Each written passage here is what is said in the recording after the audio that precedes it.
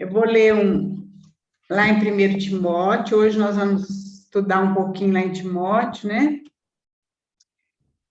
1 Timóteo 3, versículo 14 até o 16. Escrevo-te essas coisas, esperando e ver-te em breve, para que, se eu tardar, fique ciente de como se deve proceder na casa de Deus, que é a igreja do Deus vivo, coluna e baluarte da verdade. Evidentemente, grande é o mistério da piedade. Aquele que foi manifestado na carne, foi justificado em espírito, contemplado por anjos, pregado entre os gentios, crido no mundo, recebido na glória.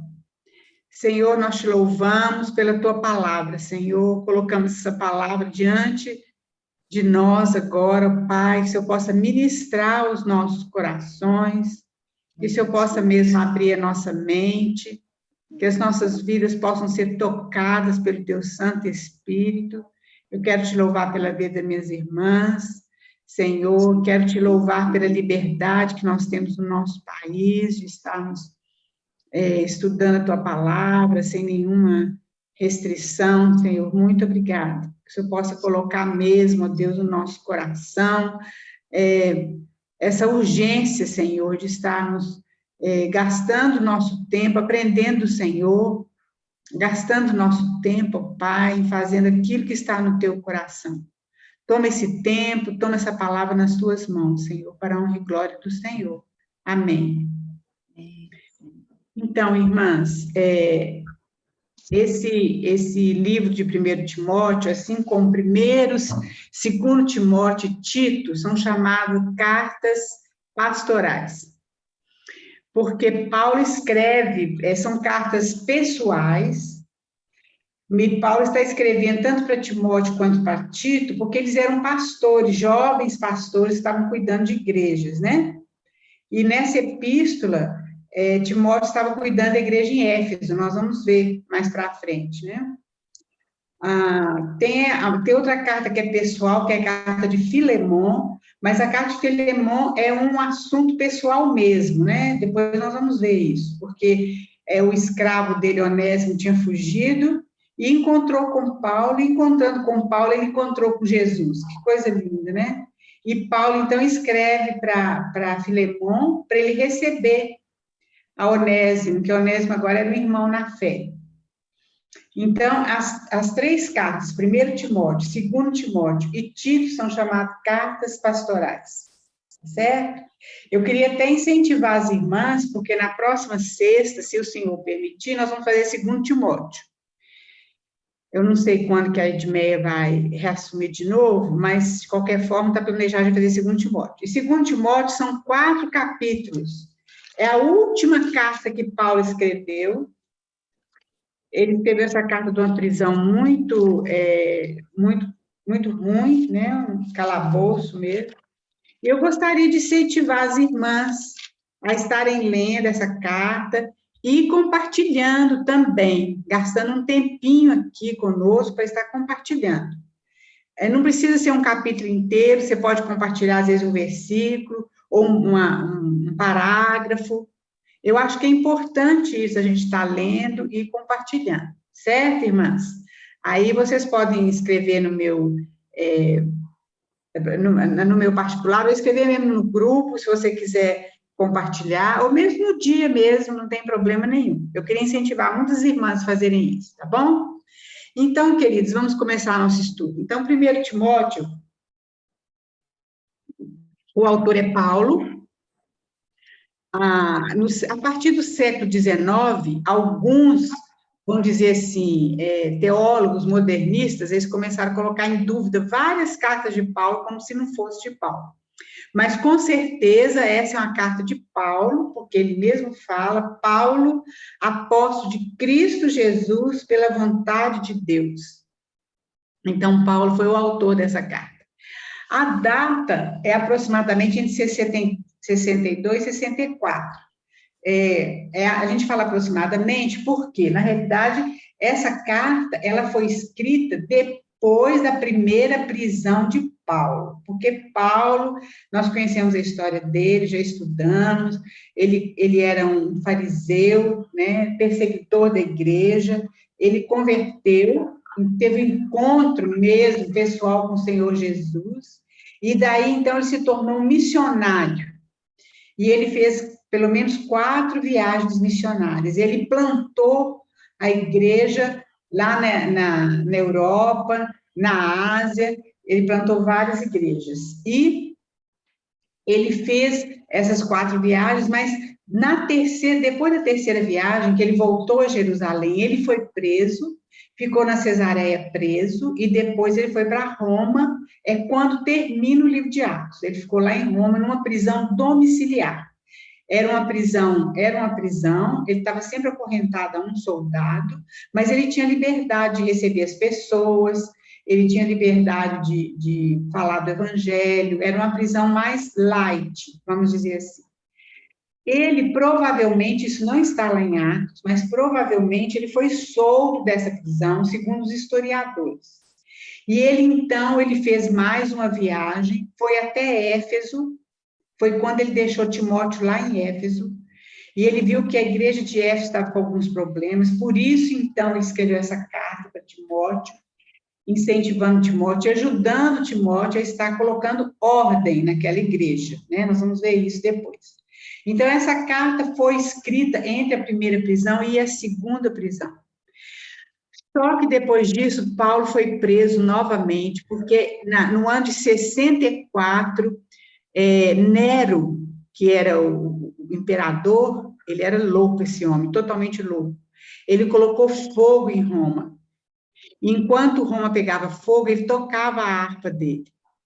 E ele, então, colocou a culpa desse incêndio em Roma nos cristãos. Então, os cristãos foram muito perseguidos. Foi a perseguição terrível. E então Paulo foi preso, então, pelo Império Romano, porque até então ele estava sendo preso, julgado pelos judeus, pelos sacerdotes, pelos fariseus, etc. Mas agora, a segunda prisão ele foi preso pelo Império Romano, e ele foi para um calabouço, uma prisão horrível, lá em Roma, né? Uma prisão muito fétida, uma prisão terrível. Então, a última carta, que foi a carta de 2 Timóteo, ele escreveu dessa segunda prisão. As irmãs entenderam até aqui? É tudo certo? Podemos ir para frente? Então, essa é a primeira carta, então, de Timóteo. Paulo estava solto, tinha saído da primeira prisão e tinha visitado algumas igrejas, não é? E ele, então, deixou Timóteo lá em Éfeso, para poder ajudar aquela igreja ali, porque aquela igreja de Éfeso, ela foi uma igreja ela nasceu muito forte, lá em Atos 19, as irmãs podem ler depois, fala que aquelas pessoas, eles colocaram fogo em todo o material que eles tinham de feitiçaria, e era um valor muito grande em dinheiro. Então, eles se converteram mesmo, de verdade. E Éfeso, então, primeiro, vamos dizer assim, o quartel-general da igreja era lá na Antioquia, mas aí, depois que essa igreja de Éfeso foi formada, Paulo ficou 3 anos lá em Éfeso, ministrando aqueles irmãos. É como se aquele quartel-general da Antioquia passasse para Éfeso. Então, Éfeso foi muito importante, uma igreja muito importante. Tanto que a carta aos Efésios, ela tem... Paulo, ela é de uma como a gente fala, gente, ela é de uma profundidade muito grande. Aqueles irmãos estavam prontos para receber aquele alimento sólido, né? Então, a carta de Efésios fala sobre a igreja. Então, foi muito lindo ver como aqueles irmãos cresceram e desenvolveram.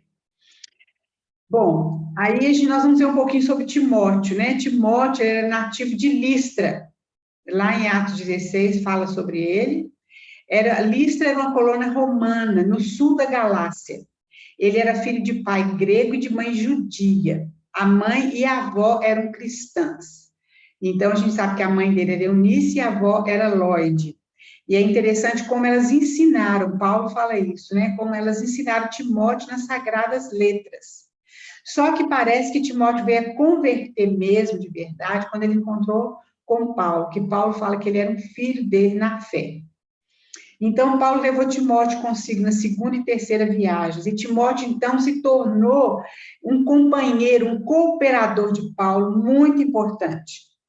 Paulo fala que os anciãos impuseram as mãos sobre Timóteo para separá-lo para o ministério. A gente viu isso em Atos também. E Timóteo serviu, então, como nós falamos, como cooperador de Paulo em várias igrejas, a igreja de Tessalônica, igreja de Corinto, de Filipos e de Éfeso. Depois as irmãs podem procurar e ver esses textos aí, né? Agora, Timóteo, ele era muito tímido. Então, Paulo sempre estava falando com ele, Timóteo, você é uma pessoa separada para o evangelho, então você tem que vencer essa timidez sua. Além dele ser tímido, ele era jovem. Então, Paulo também fala que ninguém pudesse desprezar a mocidade de Timóteo, né? E, além disso, ele tinha um problema no estômago, a gente fala, né? Porque Paulo fala que ele deveria tomar um pouquinho de vinho por causa das frequentes enfermidades. Então, ele tinha essas dificuldades, mas ele foi um servo usado pelo Senhor, né? Timóteo foi uma pessoa muito, muito importante no ministério de Paulo. Pode passar, Joyce, por favor. Então, isso aí é mais ou menos uma base, né, da vida lá de Timóteo. Então, veja bem, Paulo escreveu, então, primeiro Timóteo, quando ele estava na Macedônia. Ele não pôde ficar muito tempo lá na igreja de Éfeso, mas ele viu que algumas coisas estavam acontecendo, estavam entrando ali naquela igreja, que era o gnosticismo. O que é o gnosticismo? O gnosticismo, a pessoa achar que ela tem um conhecimento, ela que sabe tudo, ela que conhece todas as coisas. Esses são os gnósticos, né? E que são os falsos mestres, a presença de falsos mestres, que ficavam, nós vamos ver lá no início de Timóteo, Paulo já fala, né? Que eles ficavam com genealogias, com várias coisas, em vez de falar sobre a doutrina básica, que era o Senhor Jesus Cristo.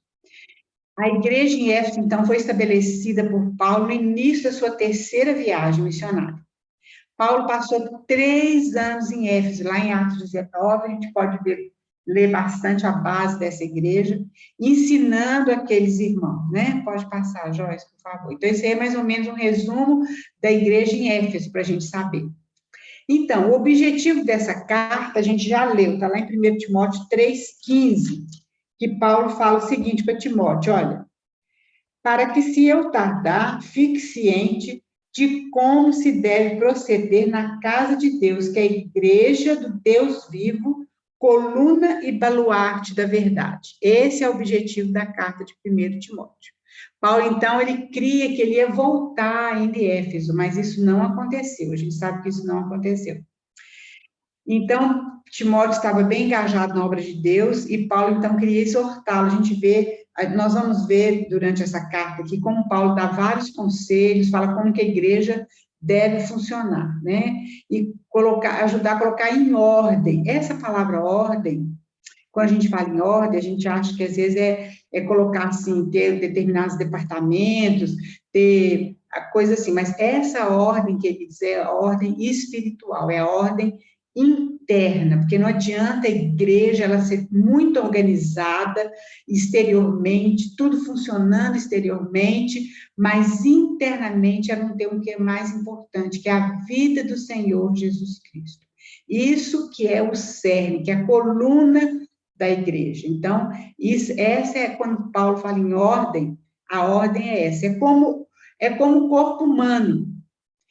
Quando você olha para mim, e graças a Deus hoje eu estou bem, saúde, está tudo certo, né? 2 braços, 2 olhos, 2 ouvidos, nariz, etc. Mas por dentro eu não estava em ordem, porque eu estava doente, assim como a Joyce. A gente estava em desordem. Então, quando o nosso organismo está em desordem, é porque nós estamos doentes. Isso é a mesma coisa com a igreja do Senhor Jesus Cristo. Por dentro, a igreja tem que ter saúde, tem que ter a vida do Senhor Jesus Cristo. Pode passar, Joyce, por favor. E então, É o que eu acabei de falar, não é uma questão da aparência exterior, porque às vezes nós confundimos muito, né? Ter um prédio bonito, organizado, né? Tudo certo, etc. Mas não tem essa vida interior. Então, não é um organismo, é uma organização. Então, organização é uma coisa sem vida, é tipo uma organização social, é tipo uma organização de qualquer outra coisa, mas não é o organismo corpo de Cristo. A ordem na igreja é a vida de Cristo entre o povo de Deus. Então, nós devemos ver Cristo. Quando a gente entra numa igreja, vamos dizer assim, na reunião dos irmãos, na assembleia dos irmãos, nós devemos encontrar Cristo.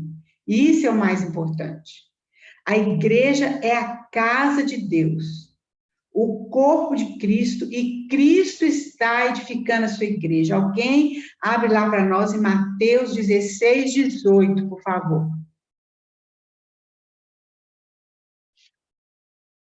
E lê, tira do mudo e lê para nós.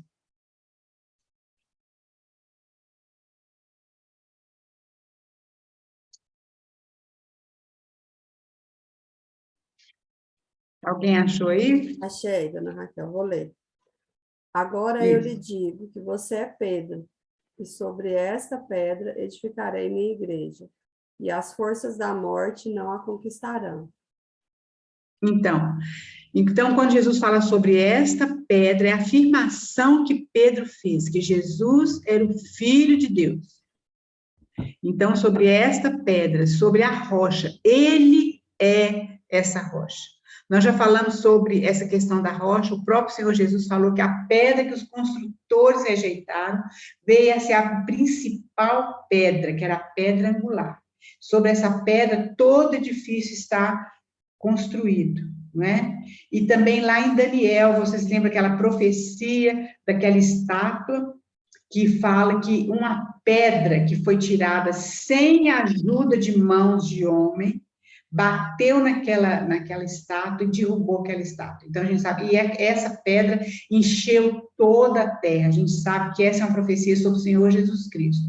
Aquela estátua representa os governos mundiais, né? E a gente vê, então, que o Senhor Jesus Cristo, ele vai destruir esses governos mundiais e ele vai reinar em toda a terra. Ele é a rocha. Então, queridos, a igreja é algo muito especial. Nós não podemos esquecer isso. A nossa reunião, a nossa assembleia como povo de Deus é única nesse mundo. E o Senhor Jesus Cristo, ele está edificando a igreja dele. Ele afirmou isso lá em Mateus 16, 18. Então, isso é algo que tem que encher o nosso coração de adoração, encher o nosso coração de alegria, porque nós somos um povo especial, separado de Deus. Não que isso traga orgulho para nós, porque nós não merecemos nada disso. Mas nós fazemos parte desse corpo, que é o corpo de Cristo. Então, a Assembleia de Deus, a igreja que se reúne em Goiânia, a igreja que se reúne em Jundiaí, a igreja que se reúne em qualquer lugar do mundo, ela é o corpo de Cristo. Por isso que Jesus falou, olha, onde estiverem 2 ou 3 reunidos, eu estarei no meio deles. Que coisa maravilhosa, irmãos, que coisa linda. A igreja, então, é a habitação de Deus no Espírito. Nós somos a habitação de Deus individualmente, mas nós, quando nos reunimos como igreja, nós somos a habitação de Deus. Vocês já imaginaram isso? Que privilégio, que coisa maravilhosa, como o nosso coração devia estar preparado para a gente estar ali com os irmãos adorando o Senhor. Vamos, alguém ler para nós Mateus 18, 20 também.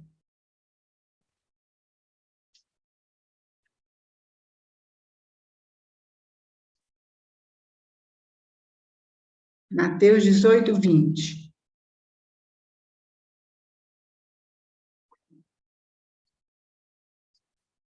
Pois onde 2 ou 3 se reúnem em meu nome, eu estou no meio deles. Amém. Aleluia.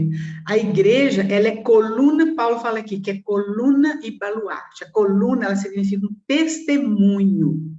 A igreja é um testemunho aqui na terra.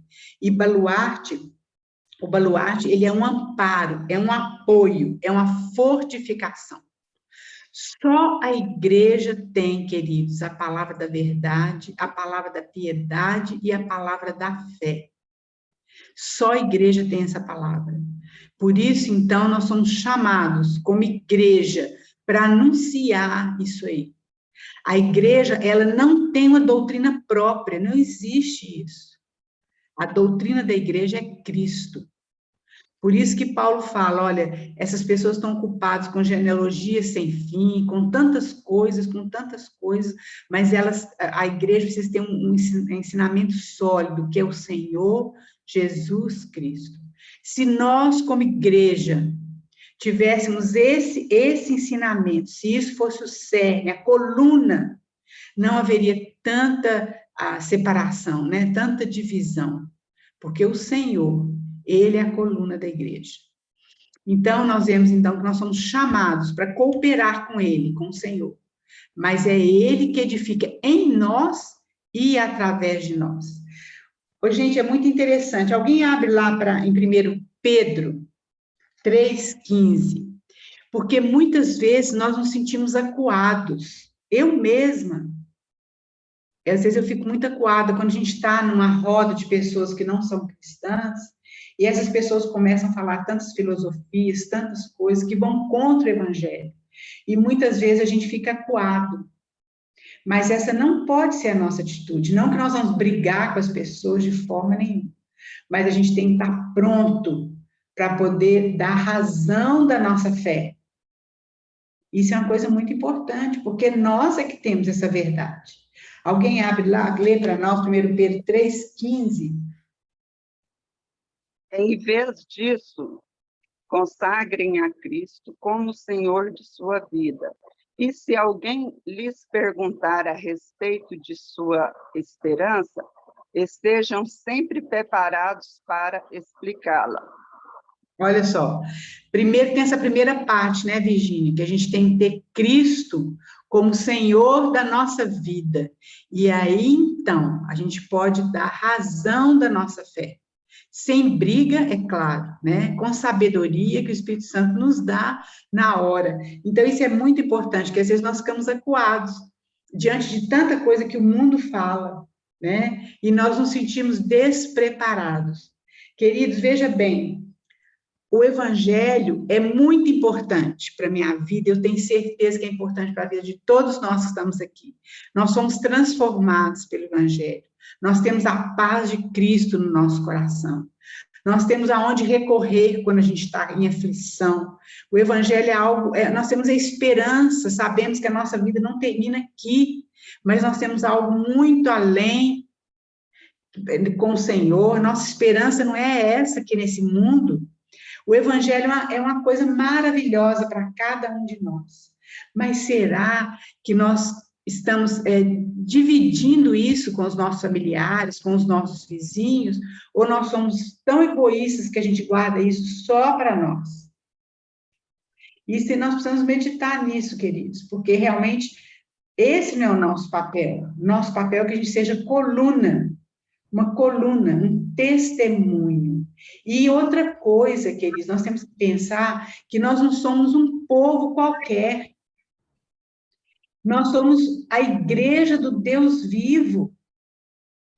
É uma coisa muito importante, uma coisa muito, muito maravilhosa, a igreja do Deus vivo aqui na terra. Nós somos representantes do Deus vivo aqui na terra. E não só isso. O Senhor Jesus falou que aquilo que nós ligarmos na terra será ligado no céu.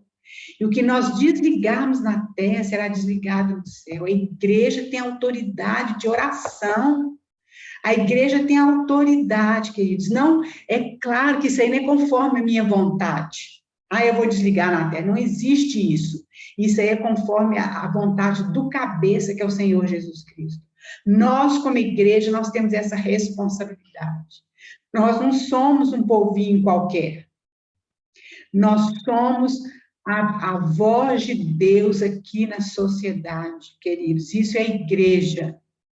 Então, isso é uma coisa muito importante, isso precisa encher o nosso coração de temor, de alegria, de humildade. Isso aí, de forma nenhuma, é um caminho para o orgulho, de forma nenhuma. Isso aí é um caminho de humildade, de temor diante de Deus. Porque essa verdade está nas nossas mãos, foi dada por nós. Então, queridos, a igreja tem esse depósito. E como a gente pode desenvolver isso? Desenvolvendo estudando a palavra, orando, reunindo uns com os outros e Cristo habitando em nós cada vez mais, cada vez ele cresça e nós possamos diminuir. Pode passar aí, Joyce, por favor.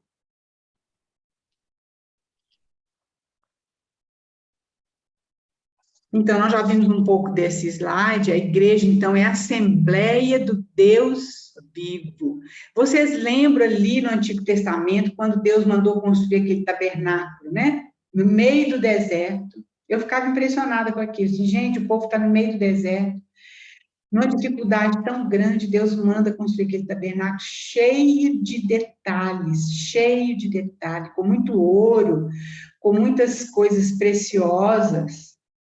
Porque aquele tabernáculo significava a presença de Deus no meio daquele povo.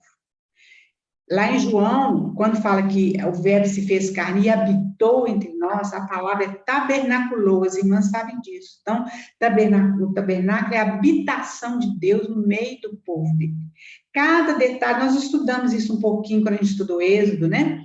Cada detalhe daquele tabernáculo fala do Senhor Jesus Cristo, da habitação de Deus no meio do seu povo. Hoje, Deus habita em nós, o Espírito Santo habita em cada um de nós. Né? Paulo fala, agora já não sou eu quem vive, mas Cristo vive em mim.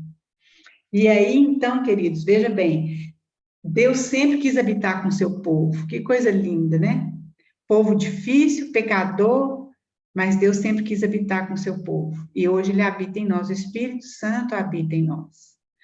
Olha bem, então, a igreja significa eclesia, é igreja, e significa chamados para fora. Nós fomos chamados para fora do mundo, porque nós somos redimidos pelo Senhor. Lembra que antes do povo sair do Egito, eles tinham que matar o cordeiro, passar o sangue do lado de fora da porta nos umbrais, e se reunir em torno do cordeiro. Eles tinham que se alimentar daquele cordeiro.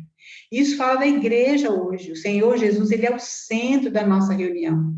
E nós devemos alimentar dele. Ele é que nos traz força e vigor para a gente atravessar o deserto, igual aquelas pessoas atravessaram, né? Então, aqui nós já lemos, lá em 1 Timóteo fala que a igreja, então, é a coluna e o baluarte da verdade, é o apoio, é o arrimo. Infelizmente, queridos, nós temos falhado como igreja, às vezes nós temos gastado tanto tempo conosco mesmo, né, entre nós, e nós temos falhado nisso aí, que o Senhor possa ter misericórdia de nós. A coluna, então, é um testemunho, nós já falamos, o baluarte, então, é um amparo, um apoio, e a verdade é o Senhor Jesus Cristo. Nós já falamos sobre isso, tá? Em João 4, 14, 6, ele fala, eu sou o caminho, a verdade e a vida. Nós vemos que nem tudo é verdade, a gente pode fazer uma afirmação correta, mas ela pode não ser verdade. A única pessoa que é verdade é o Senhor Jesus Cristo, né? Tem várias afirmações corretas, né? Não é mentira. Mas a verdade é o Senhor Jesus Cristo. Então, a igreja é edificada para que todos possam ver Cristo. Então, alguns irmãos já fizeram essa ilustração, é uma ilustração interessante, é como se fosse a lua, que ela não tem luz própria, mas ela reflete a luz do sol. Isso é a igreja. A igreja, ela não deve refletir a ela mesma. Ela tem que refletir o Senhor Jesus Cristo.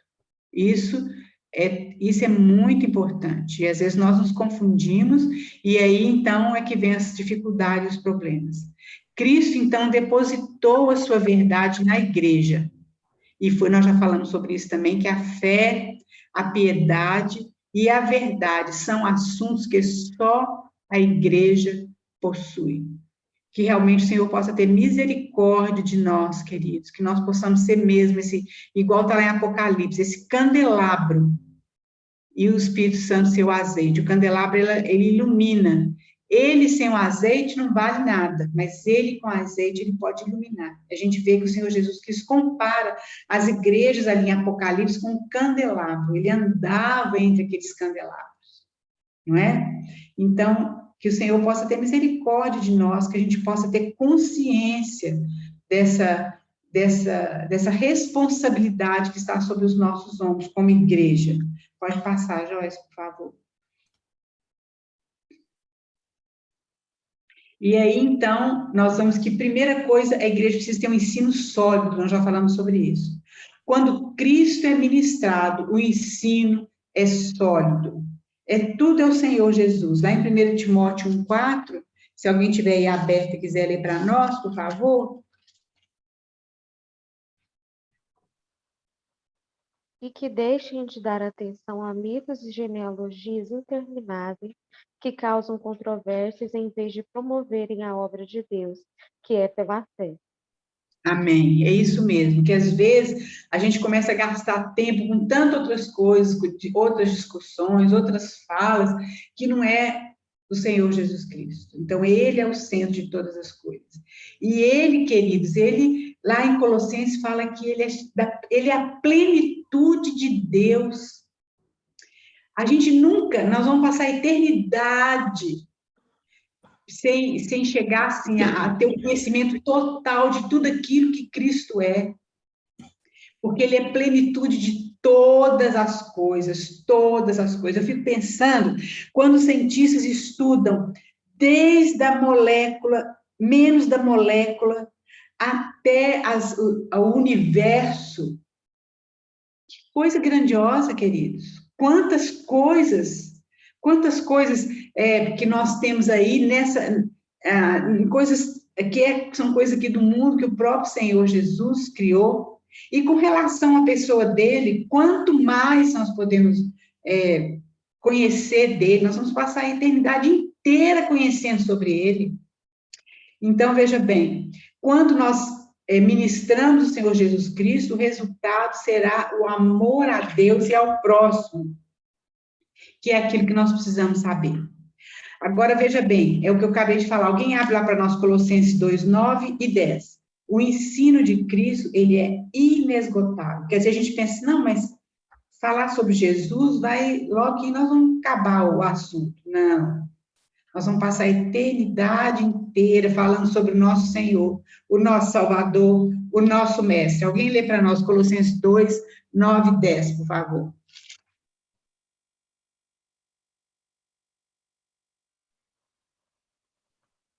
Pois nele habita em um corpo humano toda a plenitude de Deus.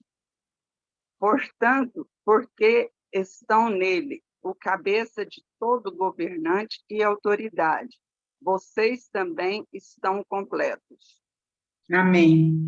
Então, nele habita toda a plenitude de Deus. Que coisa linda, que coisa maravilhosa. Esse é o nosso Salvador.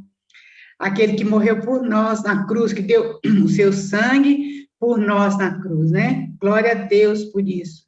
E ele quer habitar conosco, ele quer que nós façamos parte disso aí, queridos. Que coisa linda. Hoje, nós não conseguimos entender, não é? Esse amor de Deus e essa misericórdia, mas um dia nós vamos estar com ele e vamos entender muitas coisas. Pode passar, Joyce, por favor. Então, esse é o ensino sólido da igreja. A igreja precisa ter um ensino sólido.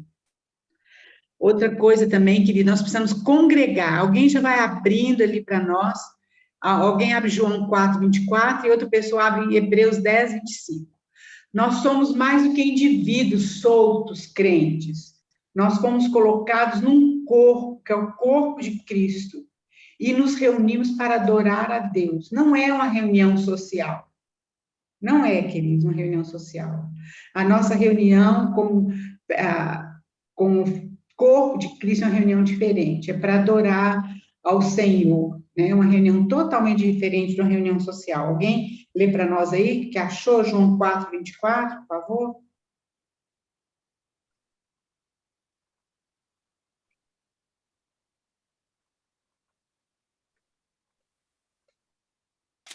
João 4, 24, dona Raquel? Isso, por favor. João 4, 24. Deus é espírito, e importa que os seus adoradores o adorem em espírito e em verdade. Amém. É isso mesmo, querido. Quando nós nos reunimos ali como congregação, nós estamos adorando o Senhor em espírito e em verdade. Essa união, essa reunião do corpo de Cristo, ele traz muitos benefícios para nós. Traz benefícios físicos, traz benefícios emocionais, traz benefícios espirituais, por isso nós precisamos congregar, nós não podemos deixar de congregar. Aqui no Brasil nós temos essa liberdade de estarmos reunidos, né? Muitas vezes a gente despreza isso, pensa, não, hoje eu não vou, não, estou cansada, não, eu vou ouvir aqui, queridos, fora, tem outros lugares, outros países que as pessoas dão a sua vida, elas arriscam a vida para poder estar reunindo com o povo de Deus. Quando a ceia é servida, a ceia, ela nos lembra do sacrifício do Senhor Jesus Cristo. Como é importante aquilo ali.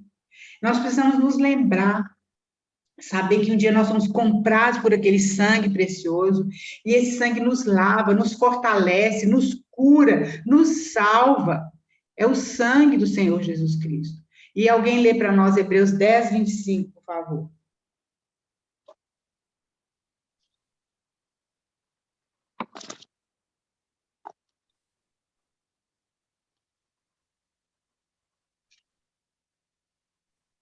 E não deixemos de nos reunir, como fazem alguns, mas encorajemo-nos mutuamente, sobretudo agora que o dia está próximo. Amém. Então, o autor de Hebreus fala que a gente não deve deixar de congregar, nós precisamos congregar sempre, não é? Então, queridos, pode passar aí, Joyce, por favor. Isso tudo são as características da igreja, né? Aí Paulo vai falar para Timóteo, lá em 1 Timóteo 2, 1 a 4, sobre a oração pública coletiva. Como que isso é importante, queridos? Veja bem, lá em Timóteo, alguém lê para nós 1 Timóteo 2, de 1 a 4. Exorto, pois, antes de tudo, que se façam súplicas, orações, intercessões e ações de graças por todos os homens, pelos reis e por todos que exercem autoridade, para que tenhamos uma vida tranquila e sossegada, em toda piedade e honestidade, pois isto é bom e agradável diante de Deus, nosso Salvador, o qual deseja que todos os homens se salvem e venham ao conhecimento da verdade. Veja bem, queridos, a responsabilidade nossa como igreja, trazer a vontade de Deus na terra, isso é responsabilidade nossa como igreja.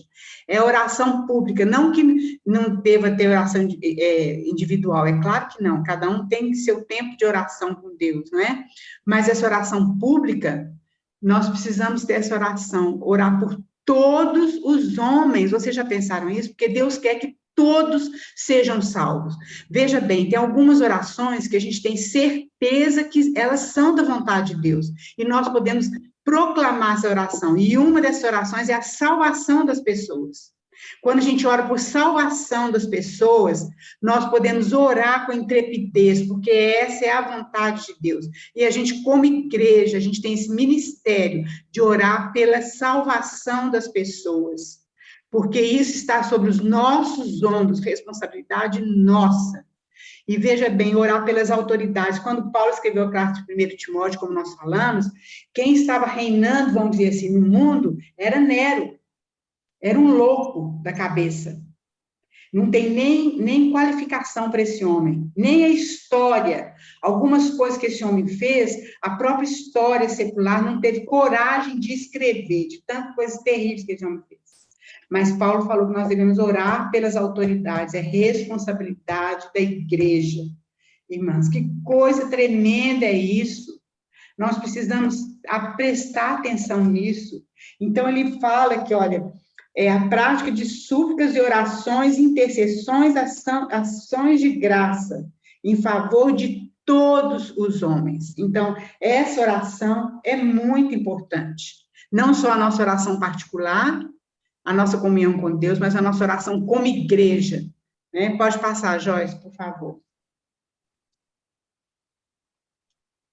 E aí, então, ele vai falar sobre proceder no culto público. Ele fala sobre os varões, que devem orar em todo lugar, levantando mãos santas, sem ira, né? E sem animosidade. Está lá em 1 Timóteo 2:8. Então, quero, portanto, que os varões orem em todo lugar, levantando mãos santas, sem ira e sem animosidade. E aí ele fala assim, da mesma sorte, quer dizer, da mesma forma, as mulheres em traje decente, se ataviem com modéstia. Então, ele vai falar sobre as mulheres aqui. É um assunto complicado, que a gente muitas vezes não gosta de citar, porque traz muita controvérsia, mas nós vamos falar aquilo que está aqui na palavra de Deus, não é verdade? Então, alguns irmãos, eles proíbem as mulheres de orar. Não está certo, porque Paulo fala assim, olha, da mesma forma, as mulheres, então, devem orar também no culto público. Elas devem e precisam orar no culto público. Mas elas precisam ter traje decente. Por quê, irmãs? Às vezes, queria até fazer um parênteses aqui, às vezes nós, como mulheres, a gente não tem a mentalidade dos homens. Os homens, eles são muito voltados para a parte física, né? Para a parte sexual. Então, muitas vezes, nós colocamos roupas que às vezes vão despertar um sentimento nos homens que não é lícito. Então, nós precisamos, como mulher, como jovens, principalmente as jovens, né, nós precisamos prestar atenção nisso. Às vezes a gente nem liga, né, porque aquilo não está chamando a atenção da gente. Mas aquilo vai fazer com que um irmão nosso peque. Então, é muito importante, queridos, que nós possamos ter esse traje decente, né, vestir assim com modéstia, não que a gente vai ficar relaxada de forma nenhuma, mas que a gente possa saber, quando a gente vai diante do espelho, saber que o Senhor está provando aquele nosso figurino. A gente não precisa seguir a moda, né? Mas também a gente não precisa ficar fora daquilo ali, né? E nem precisa colocar um padrão, olha, as mulheres todas têm... Não, isso não existe, isso é cada um com Deus. Mas a gente precisa ter um traje decente, que não chama atenção, né? Ou então a gente vai tão perequetada, né, para o culto, que a gente chama mais atenção do que qualquer outra coisa, né? Então, só um adendo aqui, irmãs, e aí Paulo fala para a gente aprender em silêncio. Paulo fala isso aqui, fala em Coríntios, né? E a gente precisa prestar atenção no seguinte, o Senhor vai colocar isso no coração de cada um de nós, né? E a gente tem que lembrar que esse contexto de Paulo e Corinto também é porque aquelas pessoas vieram do paganismo. Então, eles tinham muitos rituais, muitos cultos deles, tinha aquelas mulheres que eram prostitutas cultuais, então tinha muita coisa misturada. Então, Paulo, ele exerceu a autoridade dele com relação a isso. Agora, ele fala para a mulher não exercer a autoridade de homem. Essa palavra que está aqui, em Timóteo, é o único lugar no Novo Testamento que aparece. E essa autoridade fala autoridade de governo. Por que é isso, irmãs? Porque aí Paulo explica lá em Efésios. Ele fala que Cristo é a cabeça do homem e o homem é a cabeça da mulher.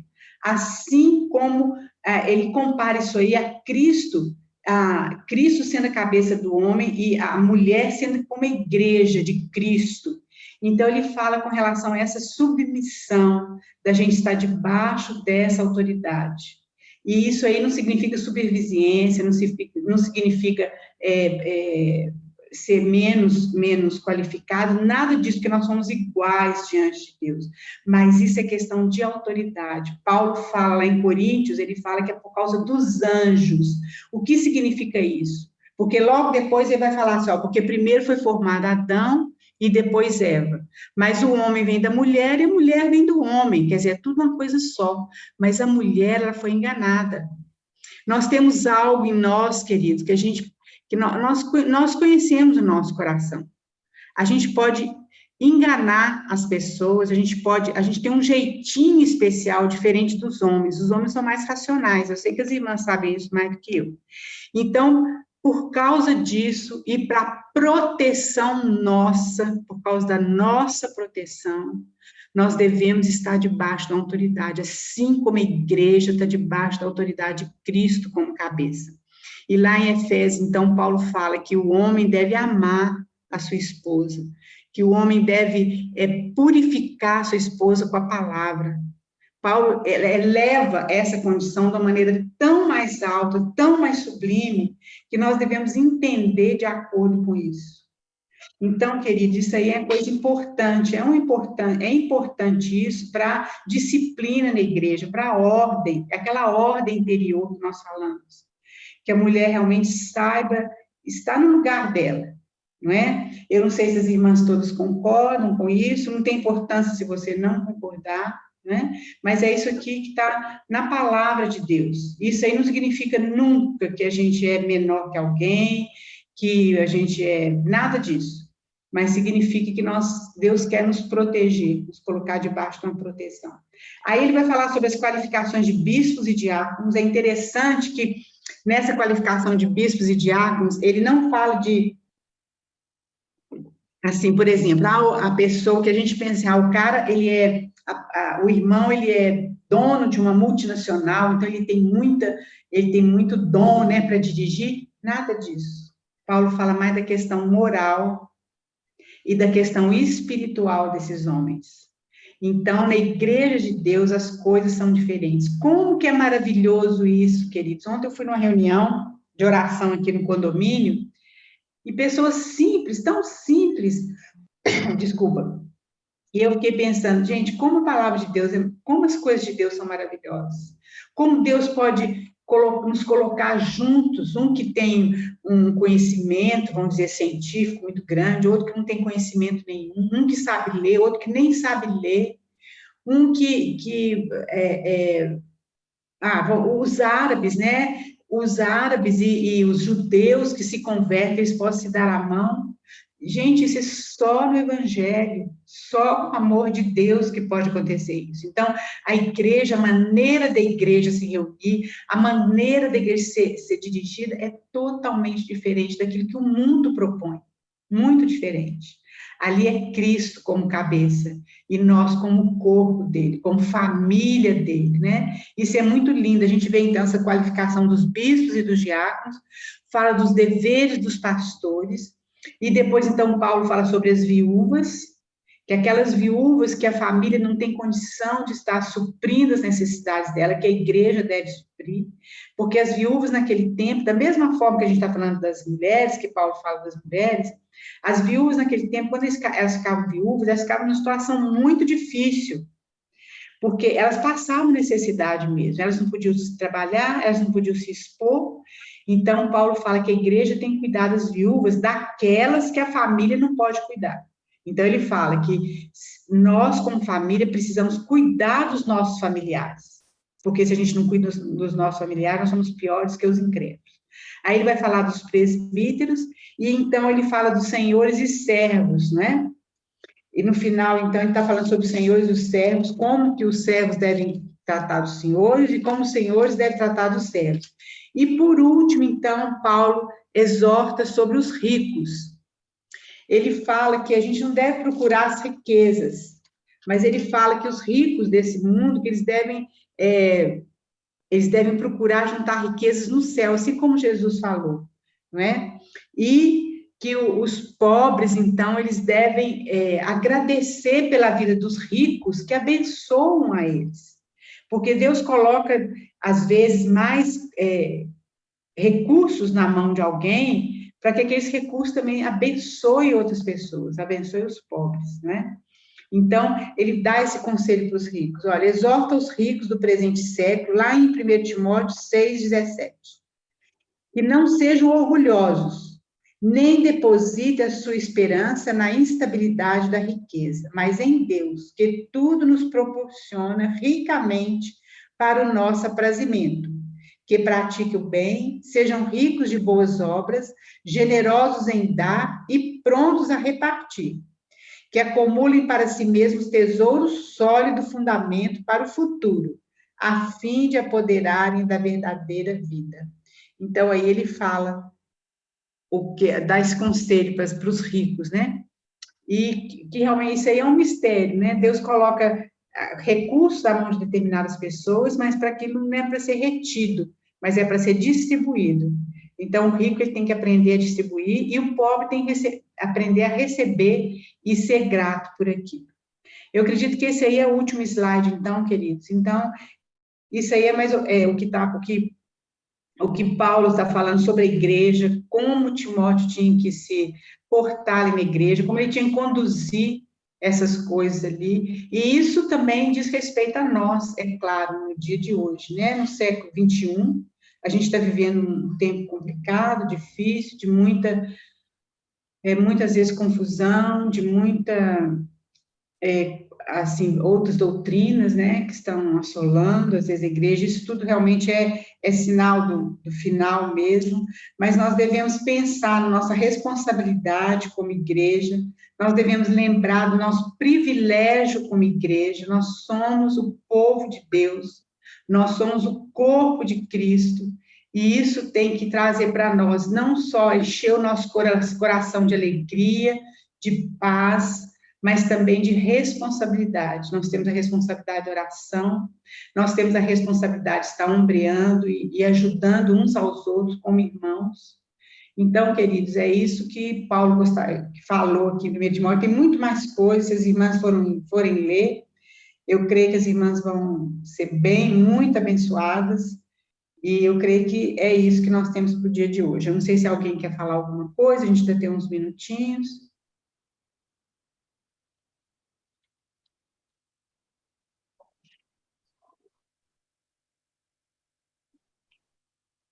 Eu queria só comentar, né, sobre o que mais falou comigo hoje foi sobre a oração.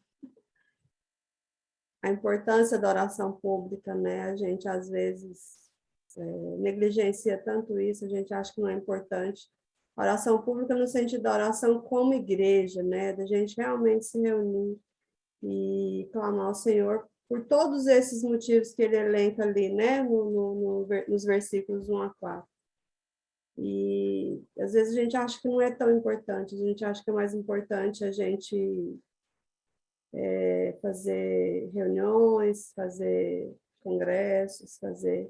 Não que isso não seja importante, mas existe um poder que a gente não entende.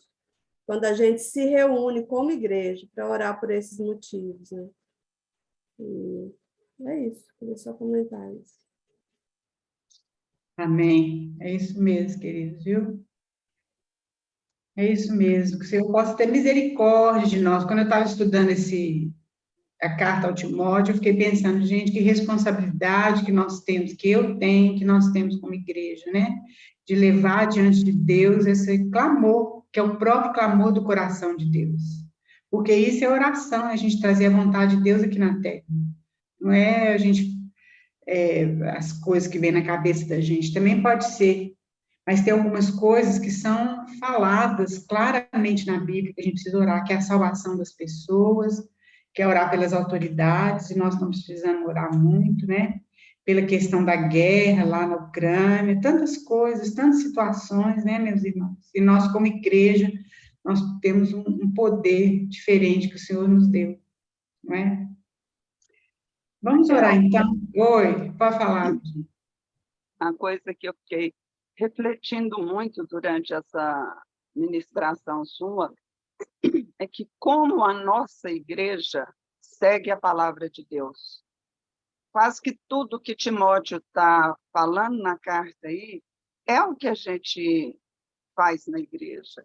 É muito bom a gente saber que a gente está congregando num lugar que busca verdadeiramente a palavra de Deus.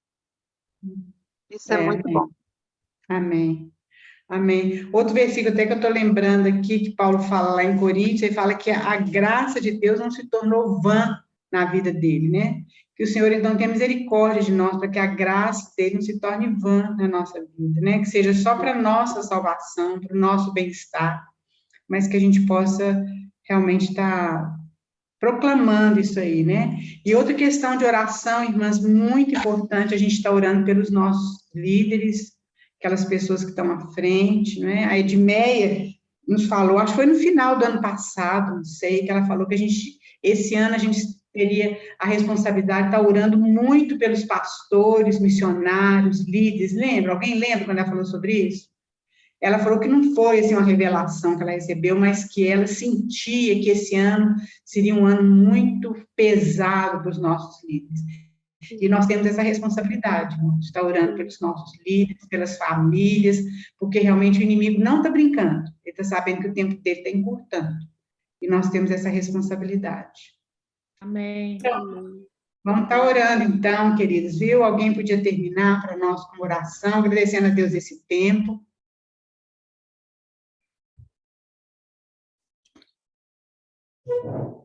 Amém, Senhor. Obrigada, Pai, por esse tempo.